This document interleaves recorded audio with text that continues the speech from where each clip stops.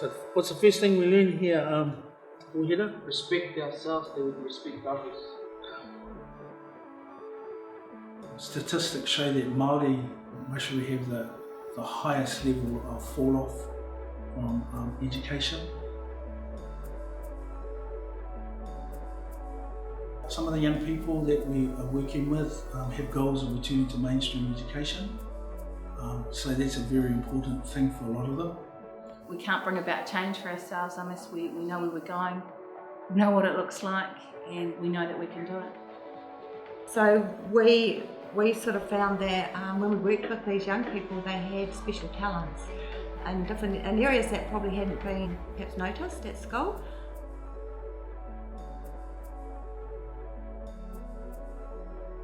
It's about being able to encourage our rangatahi to be a whole lot more forward thinking, and I think once they find out and establish a whole lot more about themselves, where they come from, who they are, and there's a purpose, and there's a whole lot more that comes with their confidence. Like, I don't know, it's hard to explain, but something to break the cycle of like violence in it.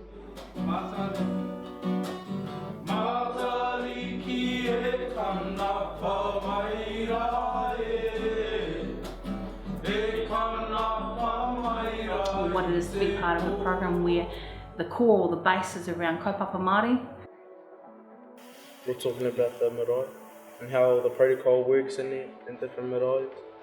The waikawa and omaka in there. When I first came here, they wouldn't get out of their chair, but now they stand with pride, stand up and acknowledge who they are. You bring the stars out to light the night sky. You make the darkness go away. You bring the stars out to light the night sky. You make the darkness go. Stars of the future. Tiramarama Mai.